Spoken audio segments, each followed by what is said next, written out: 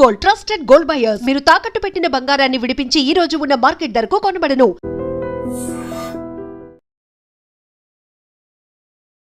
నమస్తే, నేను Kavitha. Welcome to I dream. H1B వీసాలు, ఇండియన్ ఎడ్యుకేషన్, దీంట్లో ప్రధానంగా వినిపించేది ఏది కరెక్ట్ డెసిషన్, ఏది వైస్ డెసిషన్ అవుతుంది, వేస్ట్ డెసిషన్, మనీ మీద మనం వేస్ట్ చేస్తున్నాము అనేటువంటి డెసిషన్. యాక్చువల్గా ప్రతిసారి అకాడమిక్ ఇయర్ స్టార్ట్ అయిన వెంటనే అమెరికాలో విద్య, దానికి సంబంధించి బోల్డ్ అని ప్రోస్ అండ్ కాన్స్ పేరెంట్స్ ఆలోచిస్తూ ఉంటారు. పర్టికులర్గా ఈ ఇయర్ దేని మీద వైస్ డెసిషన్ తీసుకోవాలి, ఏది వేస్ట్ డెసిషన్ అవుతోంది, దీనికి సంబంధించి మాట్లాడుకుందాం. మనతో పాటుగా ఉన్నారు high court advocate and immigration attorney Prithviraj గారు. హలో అండి. నమస్తే. సో యూజువల్గానే కంపారిజన్స్ అనేవి చూసుకున్నప్పుడు మా వాడు అక్కడ విదేశాల్లో చదువుతున్నారు, లేకుంటే మా పాప వెళ్ళింది అక్కడే జాబ్ కూడా చేస్తుంది చదువు అయిపోయిన వెంటనే, ఇవన్నీ అనుకున్న తర్వాత ఇప్పుడు కొంచెం వోలటైల్గా ఇలాంటి సిచ్యువేషన్స్ ఉన్నాయి కాబట్టి ఒక వైస్ డెసిషన్ తీసుకోవాలి, వేస్ట్గా మనీని స్పెండ్ చేయొద్దు అనుకుంటే what do you suggest? I can't say that అమ్మా, బికాజ్ బ్లైండ్గా యుఎస్ వెళ్ళొద్దు అని చెప్పి I won't shut down to any person. Not వెళ్ళొద్దు, అక్కడ బాగోలేదు పరిస్థితి, I won't advise, because situations are not that much wild as they think. అనుకున్నంత దుర్మార్గంగా అయితే ఇక్కడ పరిస్థితులు లేవు. Yes, Indian opportunities always the best opportunities, there is no second thought of it. India ఇప్పుడు పెరుగుతున్న ఆపర్చునిటీస్, టాప్ 4 కంట్రీస్లో ఇండియా 3rd కంట్రీ అవుతుంది. ఆపర్చునిటీస్ ఆల్వేస్ పెరుగుతాయి. అండ్ మనకి వస్తున్నటువంటి కొన్ని సెక్టర్స్ ఆఫ్ ఎంప్లాయ్మెంట్ అన్నది పెరుగుతూ ఉన్నాయి కానీ తరగట్లేదు. ఐటీ సెక్టర్స్లో పెరుగుతున్నాయి. అండ్ బై దట్ చూసుకుంటే ఇఫ్ ఎట్ ఆల్ ఆ వచ్చేటువంటి ఇన్కమ్ తోటి నీకు వచ్చేటువంటి 1-2 లక్షల శాలరీ తోటి ఇండియాలోనే ఉండాలి అనుకుంటే IT students is the best opportunity. Doctors కూడా అవేర్నెస్ ఆఫ్ మెడిసిన్ పెరుగుతుంది. ఎప్పుడైతే అవేర్నెస్ ఆఫ్ మెడిసిన్ పెరుగుతుందో, and I know many hospitals they are operating, international hospitals. African కంట్రీలో అబౌట్ 40 కంట్రీస్కి మీరు తెలుసో తెలీదో మీకు, Indian especially Hyderabad hospitals are the direct hospitals for the treatment. అందుకని వాటికి వల్ల ఇక్కడ హెల్త్ పెరుగుతుంది కానీ తరగట్లేదు. ఒకప్పుడు అంటే క్యాన్సర్ అన్నా లేకపోతే హార్ట్ సర్జరీస్ అన్నా సరే, ఓపెన్ హార్ట్ సర్జరీస్ అంటే యూఎస్ వెళ్ళేవారు. ఇప్పుడు అట్లా కాదు, ఇక్కడే జరుగుతుంది. మెడికల్ టూరిజం బాగా పెరిగింది, టూరిజం పెరిగింది. ఇండియాలో డాక్టర్స్కి ఆపర్చునిటీస్ పెరుగుతున్నాయి, సైంటిస్ట్కి ఆపర్చునిటీ పెరుగుతున్నాయి. And pharma sectors is becoming the number 1 sector in the world as of now. మనకి కోవిడ్ తర్వాత కోవిడ్ అడ్వాంటేజ్ తీసుకొచ్చింది ఇండియాకి. మనకి ఆ కోవిడ్ ఇంజెక్షన్స్, కోవాక్సిన్స్ ఇవన్నీ కూడా ఇండియాలో ఇదవటం వల్ల ఇక్కడ ఉండేటువంటి మెడికల్ సెక్టర్స్, ఫార్మా సెక్టర్స్ పెరిగినాయి. అన్ని రకాలుగా చూసుకుంటే India is becoming upcoming country for the development. Definitely ఇండియాలో ఆపర్చునిటీస్ బాగుంటాయి. కాకపోతే అబ్దుల్ కలాం గారు చెప్పినట్టు dream high, dream for future అన్నట్టు, ఒక డ్రీమ్ కనుక పిల్లవాడు కనుక తీసుకుంటే కనుక that I'm silent of it. నేను అమెరికా వెళ్ళాలి, బాగా సంపాదించాలి, అక్కడ ఫ్రీడమ్ అనేది, లిబర్టీ అనేది నేను ఎంజాయ్ చేయాలి, ఆపర్చునిటీస్ అనేది తీసుకోవాలా, ఎక్కువ శాలరీ తెచ్చుకోవాలంటే I don't discourage that person. Definitely go there to America, stay there for some time, please come back to the country.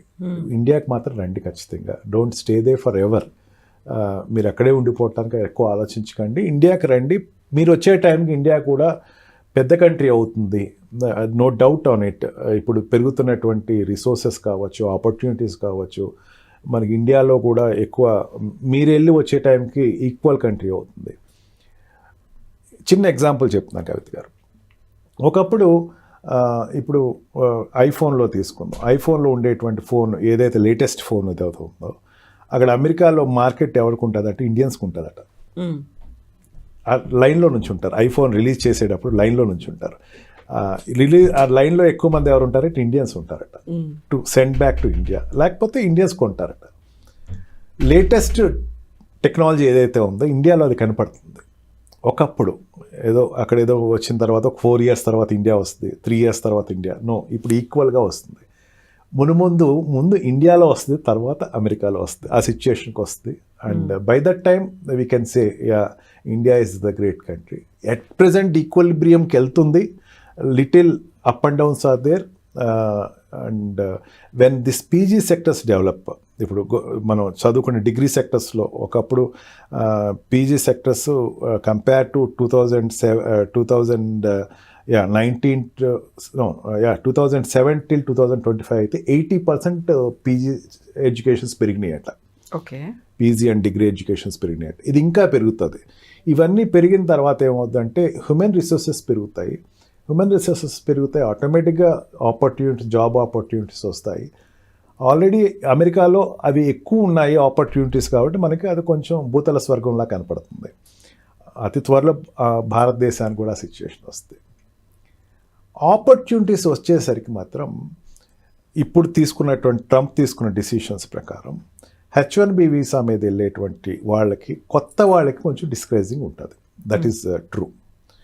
Without experience of salary, అంటే ఏదైనా సెక్టర్లో పనిచేయకుండా కొన్నాళ్ళు ఎక్స్పీరియన్స్ 2 years 3 years పనిచేయకుండా మీరు ఎక్కడికి వెళ్ళటానికి తను తీసుకోబోయేటువంటి H1B వీసా రిఫార్మ్స్ ఏదైతే ఉన్నాయో అవి మీకు హడ్డిల్ అవుతుంది.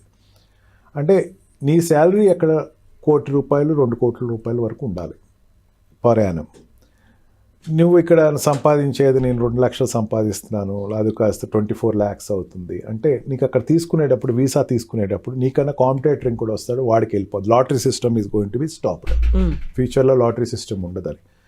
ఇది ఆల్రెడీ ట్రంప్ అంతకుముందు తీసుకునేటువంటి ఒక డిసిషన్ లాస్ట్ మూమెంట్లో తీసుకుందాం అనుకున్నాడు, అవ్వలేదు. అది ప్రపోజల్ పెట్టాడు, బైడెన్ గవర్నమెంట్ అది ఒప్పుకోలేదు. Now he's about to take that. అది వస్తే కనుక కొంచెం ఎక్స్పీరియన్స్ తోటి వెళ్ళేటువంటి జాబ్ హోల్డర్స్కి మాత్రం బాగుంటుంది. Students no doubt America still is an open market for good opportunities. కాకపోతే బర్త్ సిటిజన్ మీద ఉండేటువంటి చర్చలు ఏదైతే ఉన్నాయో అవి అక్కడ కొంచెం వాళ్ళకి గ్రీన్ కార్డ్ హోల్డర్ కానీ సిటిజన్ కాకుండా అక్కడ బర్త్ సిటిజన్ అంటే వాళ్ళ పిల్లలకి సిటిజన్షిప్ ఇచ్చే అవకాశం లేదు, కాబట్టి ఫ్యూచర్లో అది కొంచెం ఇబ్బంది ఉంటుంది. అంటే దిస్ H1B వీసా మీద మాత్రమే ఉండి గ్రీన్ కార్డ్ రాని వాళ్ళు, లేకపోతే అక్కడ సిటిజన్షిప్ రాని వాళ్ళకి మాత్రం వాళ్ళ పిల్లలకి సిటిజన్షిప్ రాదు. అందుకే ఏమవుద్దంటే అమ్మ ఇక్కడ కవిత గారు ఎంఎస్కి వెళ్ళే వాళ్ళు 24-25 వాళ్ళు వెళ్తారు, 24+ ఉన్నవాళ్ళు వెళ్తారు. 23 వెళ్ళిన వాళ్ళు గుడ్, వాళ్ళకి మాత్రం ఈ ప్రాబ్లం లేదు. 24-25 వెళ్ళిన వాళ్ళు మ్యారేజ్ చేసుకుంటారు. H1B ఎప్పుడు వస్తుంది? విత్ H1B మీద ఫ్లోట్ అయ్యేది ఎన్నాళ్ళు ఉంటారు? ఒక 3 years ఫ్లోట్ అవుతారు. ఈ లోపల పిల్లలు పుడితే వాళ్ళు బర్త్ సిటిజన్షిప్ రాదు. ఇంతకు ముందు ఆ పరిస్థితి ఉండేది. అది ఎప్పుడైతే రిమూవ్ అయిందో కొంచెం సాడ్ అండ్ సిచ్యుయేషన్. వాళ్ళు 30 years అంటే 27-30కి వచ్చేసరికి గ్రీన్ కార్డ్ వస్తే కనుక అప్పుడు పిల్లలు ఉంటే వాళ్ళకి బర్త్ సిటిజన్షిప్ వస్తుంది. ఈ రెగ్యులేషన్ దగ్గర మాత్రం ఇండియన్స్కి డిస్కరేజింగ్ ఎక్కువ ఉంది. ఇది వారికి అక్కడ వెళ్తే చాలు, టూరిస్ట్ కింద వెళ్ళినా లేకపోతే ఎట్లా వెళ్ళినా సరే అక్కడ పిల్లలు పుడితే వాళ్ళకి సిటిజన్షిప్ వచ్చేస్తుంది అన్నది as of now it is close, that door is closed. To some extent courts are stay వరకు ఇస్తున్నాయి, కానీ లాంగ్ టివ్ అయితే ఇస్తాయని మాత్రం నాకైతే నమ్మకం లేదు.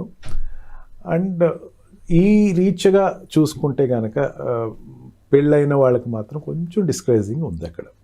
ప్లానింగ్ వాళ్ళకి గ్రీన్ కార్డ్ వచ్చిన తర్వాత ప్లానింగ్ ఉన్న వాళ్ళకి నేను I'm silent of it. But H1B visa మీద పిల్లలకైతే ఇండియన్ సిటిజన్షిప్పే కంటిన్యూ అవుతుంది. అక్కడ మాత్రం కొంచెం ఆ డిఫికల్టీ ఉంది. అండ్ డబ్బులు సంపాదించే విషయంలో మాత్రం there is no second alternative. ఖచ్చితంగా వాళ్ళ వేజెస్ ఎక్కువే ఉంటాయి, వాళ్ళ లైఫ్ బాగుంటుంది, ఆపర్చునిటీస్ బాగుంటాయి. ఇంకో కంపెనీకి షిఫ్ట్ అయినా సరే, లే ఆఫ్ అన్నది అక్కడ నడుస్తున్నా సరే, still there is a hope that employment is great there. But ఇప్పటికి వేస్ట్ ఆఫ్ మనీ ఇలాంటివన్నీ ఆలోచించాల్సిన అవసరం లేదు. ఒక వైస్ డెసిషన్ మాత్రమే తీసుకుంటున్నారు. ఐదర్ ఇట్ మేబీ US కావచ్చు, ఇండియా కావచ్చు, ఏదైనప్పటికీ. అండ్ మీరు చెప్పింది ఒక మేధో సంపత్తి ఇప్పటిదాకా అక్కడికి తెరలేలిపోయింది. ఎవరైతే అక్కడ చక్కగా ఎస్టాబ్లిష్ అయిపోయారో దే ఆర్ మేకింగ్ మనీ, రండి మన దగ్గరకు వచ్చి పెట్టుబడులు పెట్టండి అనేది this is the statement given by PM Modi. కాబట్టి సో ఆ విల్లింగ్నెస్ అనేది కూడా కనిపిస్తుందా? పెరుగుతుందమ్మా. ఇప్పుడైతే I have seen some of my clients, when they are of citizen or green card holders, వాళ్ళని కొంచెం వీసా ప్రాసెస్లో ఎయిర్పోర్ట్స్లో ఇబ్బందులు పెట్టడం జరుగుతుంది. ఇన్నాళ్ళు మీరు ఇండియాలో ఎందుకున్నారు, మీరు ఇక్కడ రావట్లేదు ఏంటి, కొంచెం ఇమిటేషన్ స్టార్ట్ అయినాయి. ఎస్, తన కాల్ అయితే ఇప్పుడు గవర్నమెంట్ కాల్ ఎవరైతే వాట్ వి కాల్ సైంటిస్టులు కానీ వాళ్ళందరూ వెనక్కి రమ్మంటున్న కాల్కి అయితే రెస్పాన్స్ అయితే ఉంది. ఇమీడియట్గా వచ్చేస్తే రెస్పాండ్ ఓవర్ నైట్లో అందరూ వచ్చేస్తారనేది కాదు, కానీ ఆపర్చునిటీస్ ఇస్తున్నారు. ఇక్కడ సైన్స్ సెక్టర్స్లోను మెడికల్ సెక్టర్స్లో ఆపర్చునిటీస్ వస్తున్నాయి. మెడికల్ సెక్టర్లో అయితే చాలా ఎక్కువ మంది వస్తున్నారు అమ్మ, నాకు తెలిసినంత వరకు. డాక్టర్స్ అయితే చాలామంది అక్కడి నుంచి ఇక్కడికి వస్తున్నారు, ఇక్కడ హాస్పిటల్స్లో. ఇప్పుడు మెడికల్గా చెప్తానికి very recently I have seen a person, ఆయనకి ఏదో he got some accident for which ఆయనకి ఫ్రాక్చర్ ఏదో అయింది. He came back to India.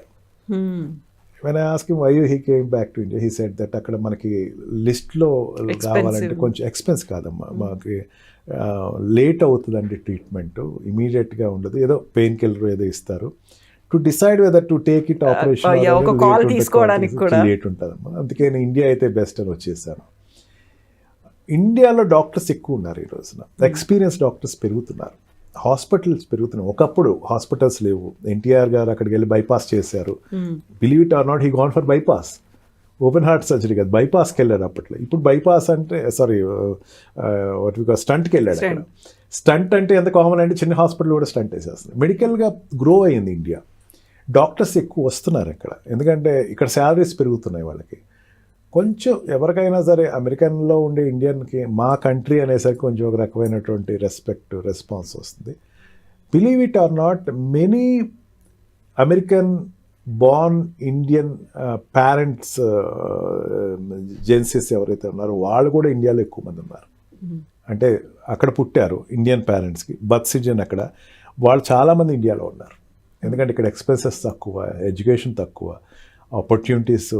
వాళ్ళు చాలామంది they are giving up their citizenship and staying in Indian.